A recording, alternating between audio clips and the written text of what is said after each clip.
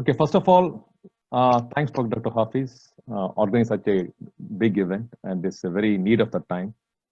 And especially so much of information going on. COVID has become the biggest search in Google Trends. At the same time, there's more of misinformation rather than the right information. So this kind of a conference or forum will at least bring in the right information to the audience. Okay, so today I'll be talking about how to decrease. Sunil, Yeah. I think your screen is stopped sharing. Can you just reshare again, please? Okay.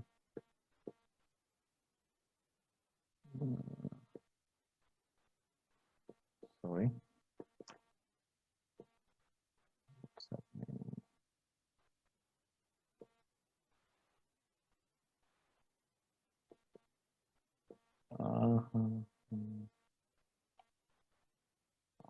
Share. Okay. Is it okay now? Yes, we can Can see see it my now. screen? Okay, great. Let me see now. How about now? Yes, it's okay. Oh, great. Okay. So today I'll be talking about how to decrease a pandemic. So now we're a digital connected world. That's our advantage. So we got more, what I can say is technology in our hand to mitigate. Just before I start, let me just break the ice. Has anyone done parajumping here? You can type me a message. Yes, no, it's fine. Let me open the chat for me. If I can, as I go across, if I look across any chat, I can able to address it. Okay. See, the main reason is you are spending your valuable 1 hour time of 45 minutes with me. So first of all, you must get confidence that a right person is giving you instruction. When you do a para jumping, the most important thing is you follow the instructor at least first 1 or 2 times. Especially with COVID, there's so much of information going across, and especially people isolated, confined in a home. You got more time to go through all the information. Whichever channel you open, you got so information is overloaded. So first of all, before going that one, first you must trust me. So why you must trust me? Because I'm working in this area from almost 10 years, especially in the health industry. I'm at almost I got 20 years of experience. I worked in various domains across different countries. And my main profession is I work as an enterprise architect doing strategy. I set up strategies for different countries, and different countries have implemented my strategy. So based on that, I'll take the future talk, how I'll be taking the future, how the pandemic will be able to address by technology, what we need to do. Okay, so today my agenda will be like what myth has been realized and what is needed for COVID to combat the COVID, and mainly what kind of collaboration and what actions have we taken. So what I've done is I've taken my slides, basically the collaboration from the perspective of what action has been done or what need to be done, and finally end up with the key takeaway. Is my voice clear? Everyone is fine? Before I'll go for the meet. Yes, Sunil is good. Great. Okay. See, all these years, we are saying it's a borderless country, it's a global village. It was true, but because of digital, what we had is we had digital virtual world. COVID made a reality. So all of us were confined. The airlines have stopped the travel between different countries. The borders have closed. We are confined in a home. At the same time, we're able to communicate across the world. So COVID made a reality of it's a virtual world. So thanks for COVID. So moving forward, again, if you look at the current failure, the main reason is we had all the technology in the hand, but somehow there was a complete failure to predict just in about less than about 3.5 months. The whole world is upside down. But it was written in the walls. It's going to happen. I'll be coming to it in a later slide. In Hindu literature, we call as Vasudeva Kutumbam, means like a world is one family. This is the first time in the history, the whole world, we had the World War I, II or something, but always there are two parties. Only at the end, people are coming together. But this time, the whole world want to stop the spread of the infection to avoid the deaths. And we want to go back to a normal life. It's really happening. So this myth has been realized. Okay. So what I do is I'll take some examples of why some countries are doing extremely well in reducing the spread of the virus. At the same time, the mortality rate is very less. So what they have done best. So what can we learn from there? So one of the key thing as a strategist, we don't reinvent the wheel. We want to take the best practices, what has been done. From there, we're going to learn and try to enhance it. So my slide, what I've taken is, I've structured my slide based on the prediction. Then what is the prevention we can take? And some countries proactively, they took some actions. And some countries, as you can see, the numbers going up every day, it's reactive. And moving forward, we must be proactively predict and prevent the situation, what's happening. So today, if you see, first of all, before I start my presentation, you must understand what is a zoonotic disease. When I was talking to some of my colleagues, they're saying, hey, you're not a doctor. Yes, I'm not a doctor. But the key thing is, if you don't understand the fundamental thing of what is this virus, as I told you earlier, the future systems or future policies must be defined by the coronavirus. COVID is one form. There were many coronavirus in the past. So zoonotic is a pathogen naturally transmitted between animals and humans. So why it has become so prominent now? See, again, it's a human, climate change, urbanization. Hello. Internationalization, mass displacement, and especially the pathogens can be re-engineered. As you can see, some of the slide as a given from here. So it's all written. So again, one of the key thing here we need to understand is based on the studies, what I came across is, so this zoonotic virus will be mutated. At the same time, it's going to evolve. And the key thing is it's going to coexist with the humanity. As long as humanity is there, zoonotic virus is there. So based on that, we need to design our systems, or we need to design our policies to coexist. So some of the predictions. See, Bill Gates gave a very good TED talk, and this was in 2015. And based on one of his, what he has told is because the World Bank, he addressed in his speech, that the global wealth, more than 3 trillions will be lost, and millions of people will be dying. And again, there's a very good paper in 2017. It clearly mentioned the coronavirus will be mutated further on and on. It went from SARS, Ebola, so now it's COVID. Next, we don't know. Interestingly, in October 2019, the simulation from the Johns Hopkins University. So what they simulated the coronavirus. So based on that, they determined in 18 months before a vaccination or some kind of a treatment can be available, there'll be 65 million loss of deaths of people, of their lives. And the whole economy will be disrupted. It's happening now. And again, this is a very interesting, the Global Health Security Index. It has given a very good analysis. Again, it's published in October 2019. What it says is, based on its research and based on its analysis and based on the facts and figures, no country is fully prepared for epidemics or pandemics. And there are some gaps that need to be addressed. So seeing this one, it's almost there in the last at least 7-8 years.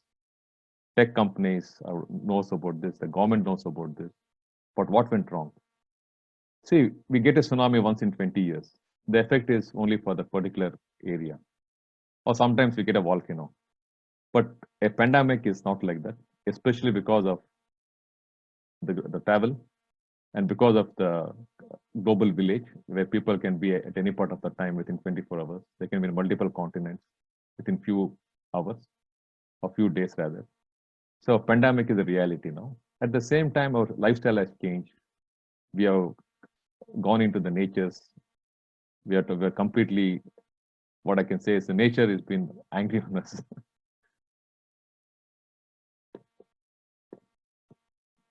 Okay, so prevention. So based on the last slide, knowing all these facts, what would have been done? There would have been some preventive actions, but unfortunately, it went the other way around. There is something called Center for Disease Control and Prevention. This is a arm from the US government, which constantly looks at the communal viruses, how it's going to affect the community across the world. They got the offices across the world. It was there. Now also they have, but the fund was cut. So that's one of the biggest failures. So at the same time, if we look at the health systems, the population has grown almost 8 billion. At the same time, when you look at the infrastructure, what the countries are having, it's like 70 hospital beds or 2.3 ICU beds for 100,000. And China, you can see, as well as Italy.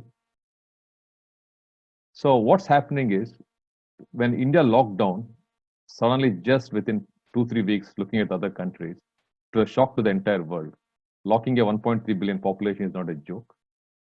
It has some side effects. This is the main reason behind it, because the infrastructure was not there to support if something goes wrong. If you really Ebola, like COVID becomes a reality, spreads across, the way it is spreading, you already seen what's happening in US, Italy, Spain. So prevention was not there. That's one of the main reasons. And again, as you can see from the quote here, when the funding was released, they literally told. So there was no kind of a mechanism to have a prediction of what's happening in the other part of the world. So many countries, they don't have the capability to understand what's happening. So there must be an arm, which is now, I think, becomes a big reality in the future, to look at what's happening and to take a proactive action.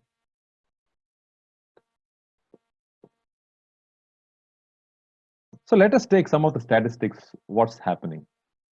China got the control very well. So China took drastic actions. Though it's 1+ billion population, they're able to control it. At the same time, US with 320 million population, 1/3 of the size, or 1/4 rather, they're struggling. Spain, they overlooked. At the same time, South Korea, Singapore, they're managing very well. And especially if you take the density of population, what's there in Singapore or another part of the country.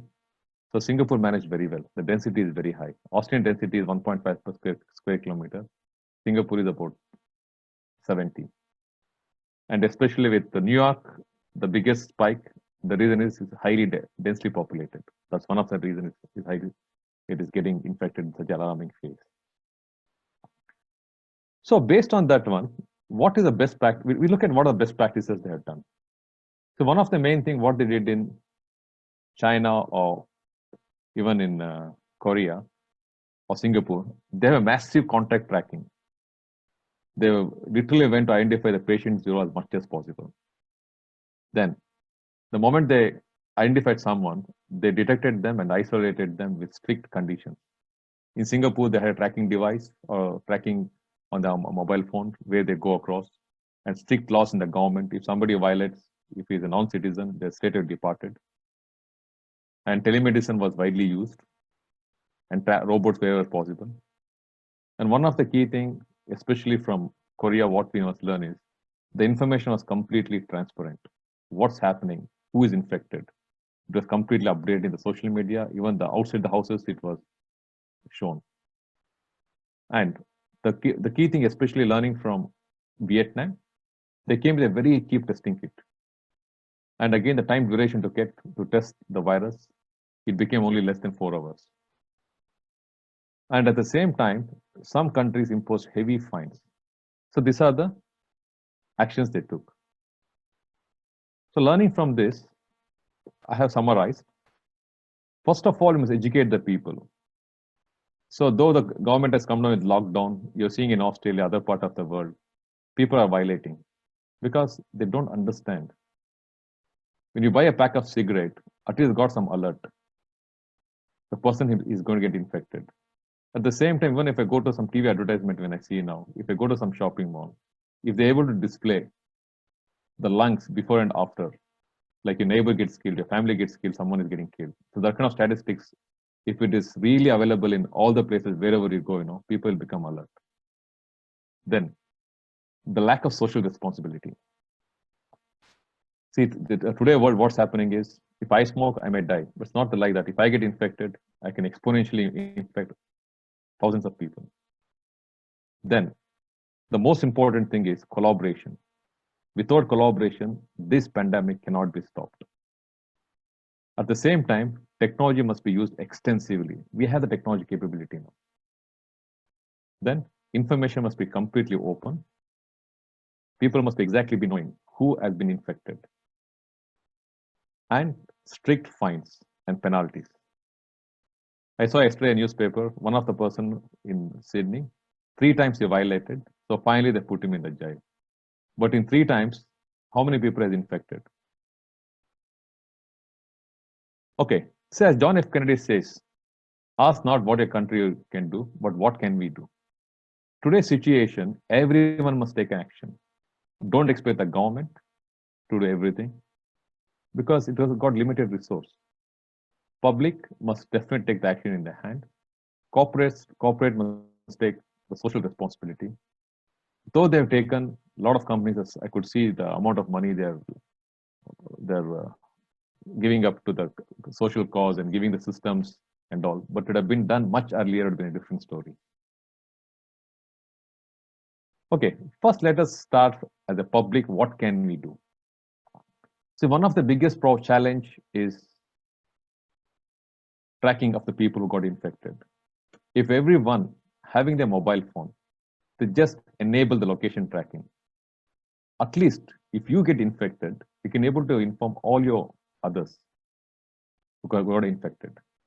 The government agencies must take an action and they must make a mandate that everyone must enable location tracking. At the same time, there's a lot of apps coming in the market. At least we shows an alert if somebody was infected at a particular place.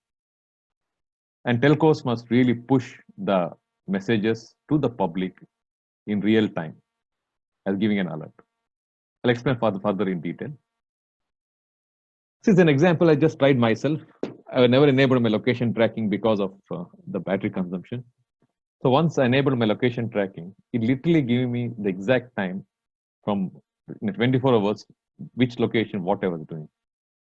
So if something happens to me, it's very convenient for me to alert the people around me or the friends or the whichever shopping mall or wherever I go to alert them. So having a technology is not just for usage, you must be able to implement the technology.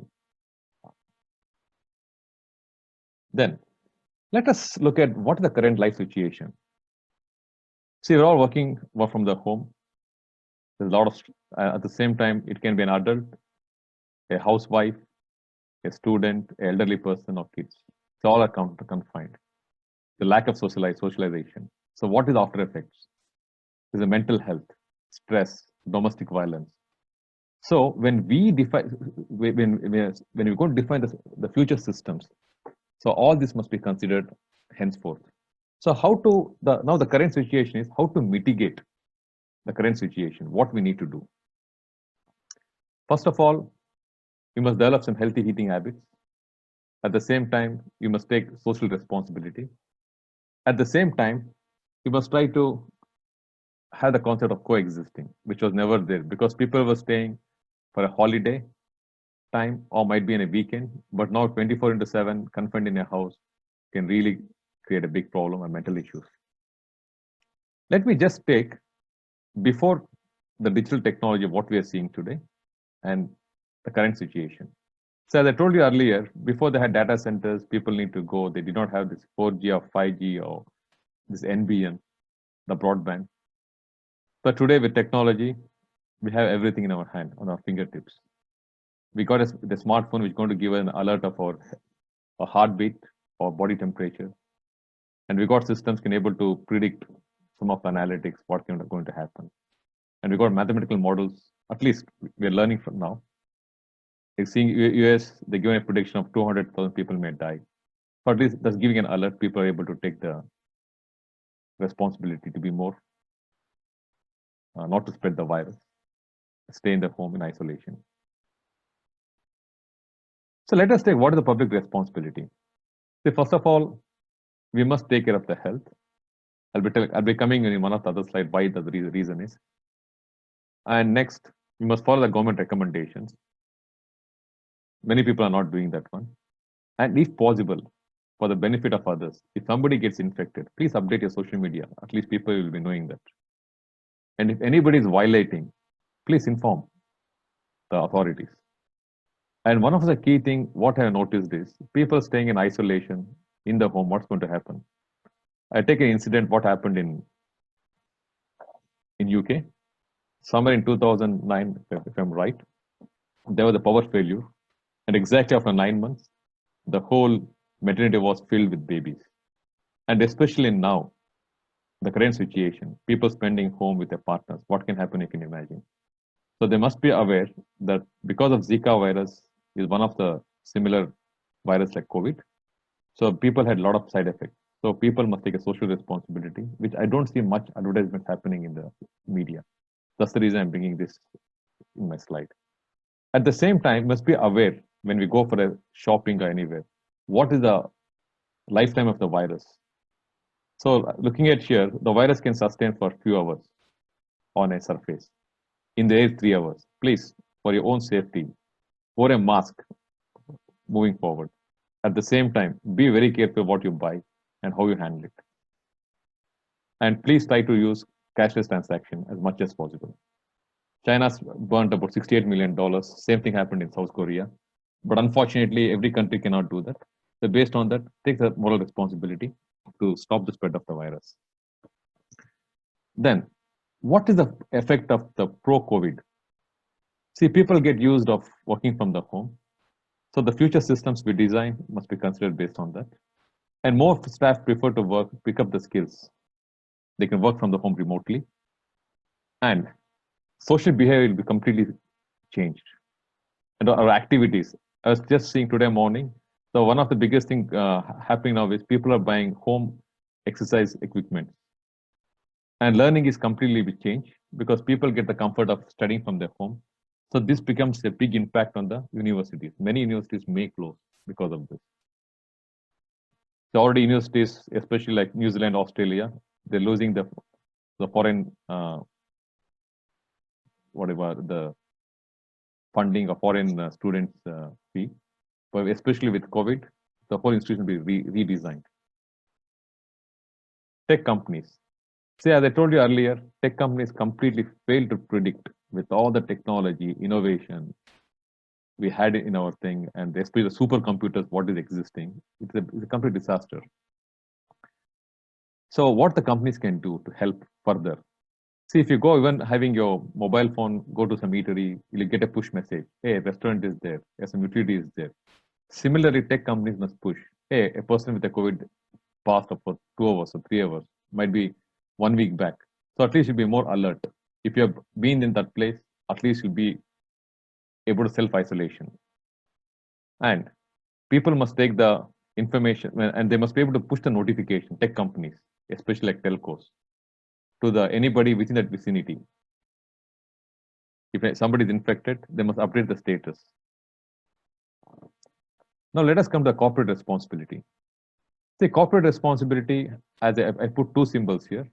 One is reaction and one is proactive. If you look at the corporate responsibility, I was completely following what's happening in the corporates. So first of all, many corporates, they did not realize the impact of it. And what they need to do is, first they must categorize the employees who are at high risk.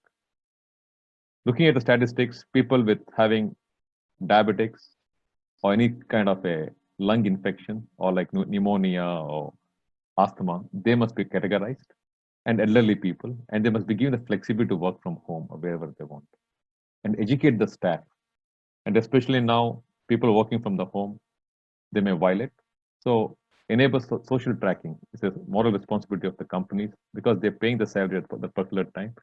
So at least the employee will be having some kind of a discipline if somebody is monitoring to stay in the place.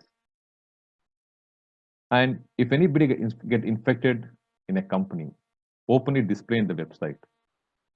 At least your partners, other employees will be aware.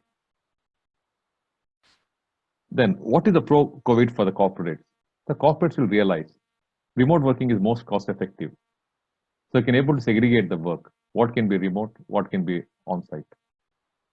And what is the thing? There'll be huge savings on the operational cost. In my prediction, there'll be real estate is going to really come down in the commercial areas. and companies will be investing more on the remote working capability. And one of the key major thing happening in the industry in the future, companies will try to reduce the human dependencies. There is a technology now, RPA, as you know, the robotic process automation. Before it was very expensive, now it is affordable by every, irrespective of the size of the company. And it's going to show huge savings for the company. So this will be the future based on the technology. Then, as I told you earlier, panic buying. What happened to the panic buying? See, companies, one of the key things they missed out in panic buying is they're trying to see, giving a limit for the persons what they can buy. So instead of stopping the spread, it is making the spread more. What is the reason? What a customer does is, I have seen in like few customers, they go to Aldi, they go to some other, what is that, Woolies, they'll be shop hopping in different suburbs. So instead of stopping the virus, it is spreading. Next, people are just panickingly standing in the queue to buy. So why are we not using the technology to stop this? Is it possible? Yes, it is possible. How? Say, in Australia, 98.5% of the people are having a credit card. And every legal citizen or visitor, they have a legal identity. And especially some of the big shops, they have reward cards.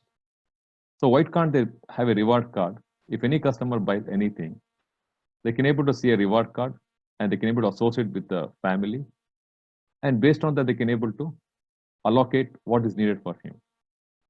So what is the advantage of this? See, because of the hoarding, what's happening? The prediction in the next 2 months, the cost of living will go drastically high because people have hoarded things which is not necessary for them. At the same time, there'll be inequality. People who had the funding power are more people in the family. They hoarded a lot of things in their home. So what is the side effects of this? There'll be binge eating. And I was looking at one of the article, 67% of liquor sale has gone up. So what's going to happen without social contact? You can imagine. So again, that becomes a problem for the health industry. Next, let us take the healthcare responsibility. This one I put as the reaction. You can look at what happened, especially in Australia because of the cruise. See, what happened is the information was not completely shared across between the different participants. See, first of all, we must categorize because every company, especially the developed countries, they have electronic medical record system. They must alert the users. One of the main reasons why I'm telling this, when I still today, I can look at a lot of shopping malls, elderly people roaming around to buy shopping. They must be completely stopped because they are the one who is going to put pressure on the health system. So they must risk, they must alert. Then based on the alert, the public can take action. The corporate can take decisions, what they need to do, even segregate the employees, and the government can make policies in advance. So one of the main reasons why US is failing, one of the article what I read is, because of bureaucracy, the information was not passed to the right people at the right time. Next, what's going to happen pro-COVID? So telehealth was not a reality. Telehealth becomes a reality. I worked in a project in 2013 in Mongolia. Mongolia, because of its distance, they had telehealth, which was a reality in 2013. But in Australia or other countries, it was not such a prominent thing. But because of pro-COVID, people see the benefit of it. So telehealth becomes a reality. Then government will realize, health systems will realize they must invest more in people health awareness. And one of the main thing is the systems what currently in the health system they're having is health systems are a little bit more conservative to adapt technology. And the systems what they're having has come depending on the type of the country from the last few years, from legacy to the modern. So now they're going to proactively look at the systems to get the real-time information to take actions. And pro-COVID, what is the problem? Mental health issues, overeating, drinking, lack of physical activity. And especially one of the key things they're saying is a lot of babies will be born. And because of this, some people are alert. There may be a lot of miscarriages or preterm delivery or abortion. So the future systems we design, this must be taken into consideration. See, always technology is there, but we must try to look at the environment and define the systems what we need or capability, and then try to get the technology what suits us. Then what is the government responsibility? See, first of all, try to analyze what is the reason today we're in this situation. See, some governments have taken a lot of good actions. Thank God we're in a better country. We have a lot of good things happening here. And some countries lack of foresight. In Australia, there's 1,000 for every 1,000 people, there's 3.2 doctors. But in some countries, for 10,000, the same capacity is there. And a lot of times, as you can see from the US case, or even in India, one of the main reason is communication collapse. The information did not reach the right people. One incident, a person who was infected, he went and did some preaching, and he infected another few thousand people, and he died. If the information was properly given to the local authorities, they strictly quarantined him. At least a few villages which have been quarantined now would have been in a better thing. At the same time, the resource which has been wasted, which can be prevented earlier.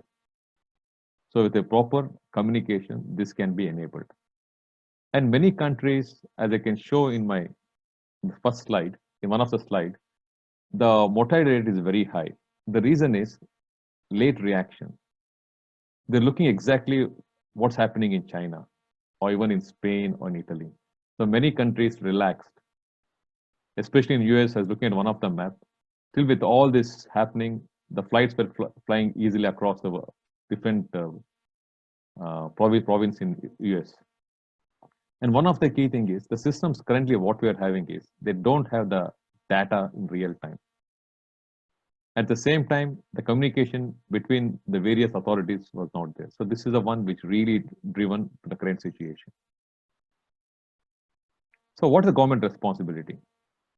Say some still I see like in Australia, they've made just from the last 1 week, people must go and stay in a hotel. That is good.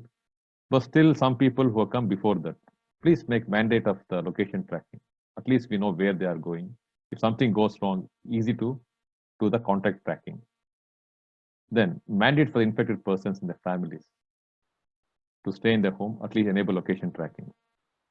Of course, non-infected person is social responsibility. Especially as you can see, some of the cases, the families of the health professionals, it is that, of course, they're serving us, but at the same time, taking their social responsibility is better to mandate. At least people are aware, so they can be away from them.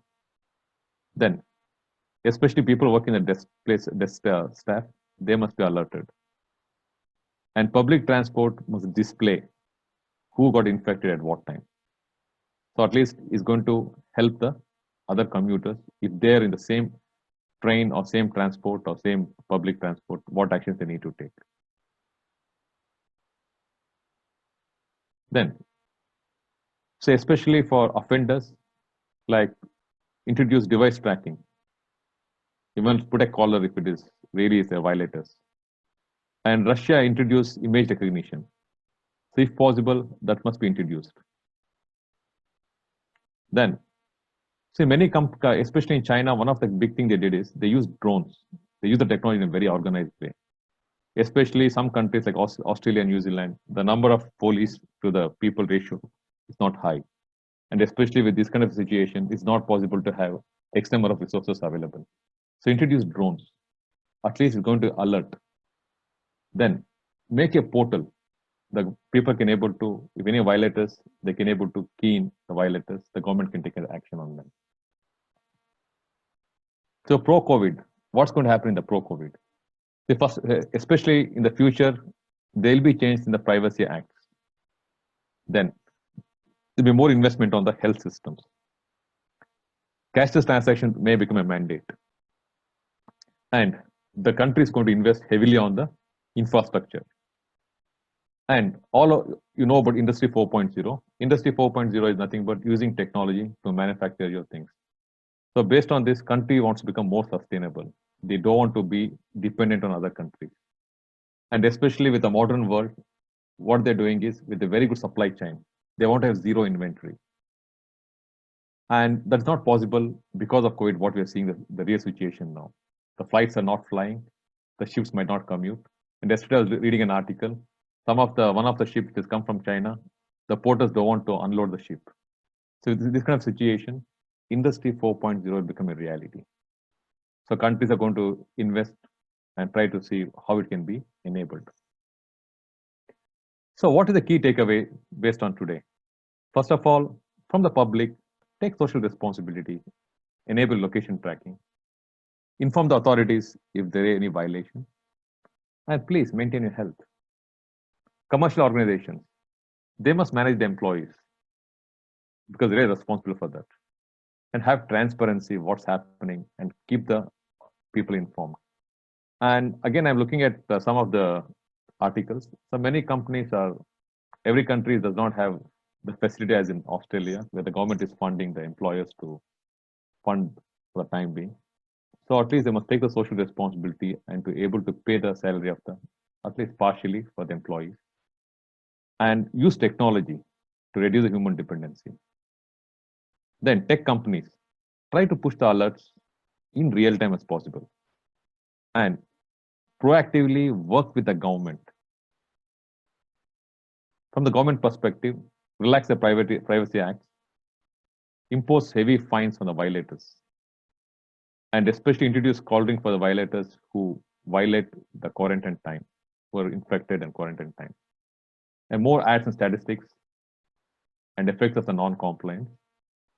And if possible, encourage the people to travel on their own vehicle. So one of the main reason I'm saying this one is because people who are really traveling now are traveling because for them it's necessary to work. If you're able to encourage them to travel in their own vehicle, giving some subsidy. Still, I see when I saw the parking in the CBD, they still having the same price. Again, when I look at the toll, it is there. So they must all disable for the time being till this comes under control. And one of the key thing, the systems is going to define or design in the future. It's not customer-centric design, it's pandemic-centric design. So one of the key thing when we say design thinking, we say it's customer first. It's not customer first anymore. Because whatever the customer focus we had, what we saw the customer, panic buying, and people who are not able to understand the consequence of the actions. At the same time, the supply chain and all was completely affected. So the future systems must be having this kind of a capability, which can able to stop the hoarding, which can able to disperse the items, what is necessary for that particular family, because they have the statistics as well as the information, and you can able to stop them. And the government need to have more kind of a, what I can say is systems in place to predict this kind of a pandemic. As I told you earlier, this pandemic is not the last, is not the first, not the last. The way the environment is going across, we're going to coexist. So based on that, our systems must be designed, our policies must be designed, or whatever the future systems we do. Because no way it's only my problem, it's a universal problem. So I end up my session. Any questions? Okay, sorry. Before I end up, first of all, I must tell what the company I'm working and what we do. Okay, so what we do as a company, we assess. See, every company is jumping digital transformation. I'll not bore you guys, just 2 minutes. Okay, we assess the drivers of the transformation. Just for sake of transformation, companies must not go for transformation. They must really see what are the drivers. The future drivers for any company will be COVID, how to, based on the COVID. And determine the expectation, what fund you have and what is your capability. Then we do a complete maturity assessment, end to end. Then, see, as you can, in my talk, I told you there's the biggest communication failure. So we're going to define models where the customer or the business can able to really understand, and because of visualization, then we put a roadmap showing what is the next 2 years or 1 year or 6 months, what it looks like. Then based on that, we identify what methodology suits for you. As you can see from COVID, so every country has got its own way to combat the COVID. Similarly, every company has got their own skill set. So based on that, we identify that. Then we define what technology is needed for the company. Then we assist in your selection. So going back, so the summary is the future systems will be designed based on pandemic-centric service design. And it's everybody's responsibility to take action to stop the virus and to come back to a normal lifestyle. So thanks, Dr. Hafiz. Now the questions, anyone can ask me any questions. Thank you, Sunil. It was a great presentation. If anyone has a question, they can either unmute their microphone or they can type in the chat window. Sunil will be happy to answer that. I have a question. Oh, please. Yeah. Lynn Wood speaking from IdeaSpice, the global idea sharing platform. Yeah. No, sorry. Repeat the question again, please. I haven't started. I'm just introducing myself. Sorry. Okay. Sorry. Okay. Lynn Wood from IdeaSpice. Okay. Lynn, okay. There seems to be a communication problem. Yeah. In young people don't think they can be affected by the virus. Yes. Now, I have a very close relative in London. Yeah. Who got very sick, and there's no testing available. Okay. And she's since very, very fortunately recovered and been tested to find that she had COVID-19. Okay. Plus she had another coronavirus. Plus she had influenza B. Oh, okay. A lot. So the situation is, and that is an example, a young person can be affected if you have something like the common cold. Common cough, and then you get influenza. That's how it gets really bad. So firstly, I think people aren't aware of this. That's why I want to mention it here. And I think it should be communicated so young people are more aware of the risks and are not, not that she was risky. She probably got it at the gym, but they're not, engaging in risky behaviour. So I'm wondering how you would address that problem, number one. But number two, your point about people being identified to other people, I'm just not sure now whether she would still be contagious. I presume not, but at what stage would you not be contagious? Okay, thanks a lot, Lynn. It's a wonderful question. The first one, as I told you in my presentation, the key thing is, especially the developed countries, they have a electronic medical record systems. Means they have a complete history of the patient. And every person in a developed country has got that information. Unfortunately, the systems, what exists, as a developed country, the systems are there from last 10, 20 years. The systems are not talking in real time. So first of all, what the health companies must do, the government must do is, they must look at the health records and immediately send an alert to all the people who may be having this kind of ailments. Might be a diabetics, or might be like some kind of, as you told, some pneumonia or whatever it is. So they must be alerted who are at high risk. So this must be done. And especially in some kind of developing countries, the health record is available more in a private hospital rather than a government hospital, especially in Malaysia as well as in India. They need to proactively inform all the patients who are high risk. Could I just interrupt you there? Yeah. This situation, she didn't go to hospital. It was touch and go. She didn't even know she had the virus. Right? Okay. Yeah. So there's no records. It's only after the fact that she gets that information, and she's probably not contagious then. So this is what I'm saying. People are not aware that this. Yes. Yeah. You're right. See, what they say is coronavirus, because of its infection, it will be in stealth mode for between 0 to 14 days. So the person, the moment he get infected, is unaware, because some people, depending on the type of on the health resistance, they may show up the symptoms within 2-3 days. For some symptoms, they have a high immunity. They may show up at a later stage. But the unfortunate thing is, when they are infected, they can able to infect others. So this must be really be made aware. And one of the statistics, when it came in the beginning, they told only elderly people are getting infected. But again, the last 2 days, it has completely changed. Especially in Australia, they're saying even youngsters at the age of 20 years are getting infected. Yeah, and it's an example of that. And that's where the testing is so important. And yes, testing is so important. Yeah. Thanks for that. So just to bring that one further down, as I told you, I addressed in one of the things like the testing kit. The testing kit, what they introduced in Vietnam, they made within 1 week, and they're able to offer it $15. At the same time, some countries the testing kit, what they're trying to do is they want to make only the government agencies to make the testing. But now the government is relaxing. They're saying any private company, private institutions, especially like clinics, or in nursing homes, they can able to do the kit. At the same time, now the government is trying to make mass manufacturing, so it's taking some time. Again, the number of it was a very good point you brought in. Why the risk rate is when the infection was reduced in Korea, because the number of tests what they done was much higher rate compared to US or even compared to other countries. So until they increase the number of testing, it is not possible to stop this. But Australia is luckily they're spending a lot of this one. The ratio is compared to other countries is very high.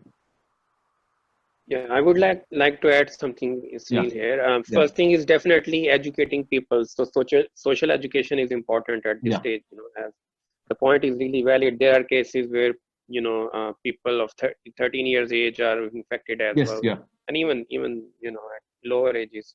That's one thing. So educating the people, and the second thing is definitely commercially viable testing kits are important. Where people can test, like they can test diabetes with using some available kits if there are kits available in the market. Some companies are even in Singapore there are some companies who are providing some solution, and even at airports they are doing comprehensive tests. They are not just measuring temperature, they are doing full comprehensive test in Singapore. That is one of the reasons they are able to control it as well. So these are the things which must be these are the action which must be taken right now across Australia and everywhere as well. No, thanks, Dr. Hafiz. You're perfectly right. And thanks, Dr. Lin. So one of the main thing is, as I told you in my presentation, there must be a lot of wide publicity in newspapers, in TV advertisements, in social media of the effects and who will be getting infected and what they need to take, what actions they need to take.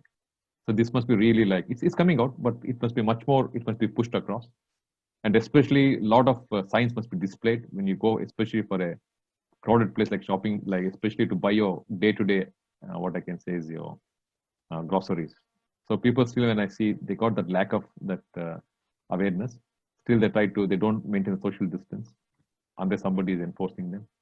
So only education, yes, it is possible. I did answer your question, Lynn? Yeah. Please be to ask any question, because I did a lot of work on this, because I did some of the work in some countries, especially in Mongolia. They have a very good system, right from the prescription given to a patient till is dispensed in a pharmacy, the record is there. And especially, just to add up one more thing about Lynn, what happened is there's a lot of statistics saying that taking some of the tablet, I think Brufine, is having a lot of side effects. They're saying to take either Crocin or Panadol. So that must be also the information must be passed to the public, because many people are unaware of this. Okay, we can have one more question. So if anyone has any question, they can either type in or unmute their microphones.